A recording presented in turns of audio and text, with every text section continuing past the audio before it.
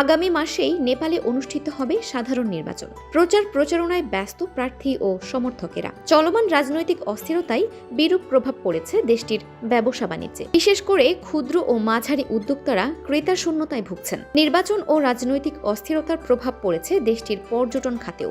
का माहौल है तो सब लोग इलेक्शन के लिए बाहर जा रहा है, तो थोड़ा जो अभी जो थामेल सिटी में थोड़ा कस्टमर कम है। ये सब हाथ से बनाए हैंडीक्राफ्ट है और नेपाल का ये सबसे कल्चरल पेंटिंग है और ये सब इंटरनेट। কমেছে পর্যটকের সংখ্যা। করোনা পরবর্তী সময় থেকে এখনো ঘুরে দাঁড়াতে পারেনি স্থানীয় ব্যবসায়ীরা জানান, এখন এখানে নির্বাচনী আমেজ চলছে, সবাই নির্বাচনের জন্য বাইরে যাচ্ছে, তাই থামেল সিটিতে ক্রেতা কিছুটা কম। তবে দেশটির ঐতিহ্যবাহী ও পর্যটকদের প্রয়োজনীয় পণ্যের দোকানগুলোতে বাহারি পণ্যের পসরা সাজিয়ে রেখেছেন অধিকাংশ স্থানীয় ব্যবসায়ীরা জানান, কোরিয়ানরা এখানকার পুরনো ঐতিহ্যের হস্তশিল্প তাদের দেশে নিয়ে যান তাদের লোকদের দেখানোর জন্য। আর নেপালে সবচেয়ে বেশি কটন কাপড় চলে, লেনিন কাপড়। ব্যবসায়ীদের আশা, নির্বাচনের পর এই সংকট কেটে যাবে, স্থিতিশীল হবে নেপালের অর্থনীতি, আলোর মুখ দেখবে পর্যটন খাত।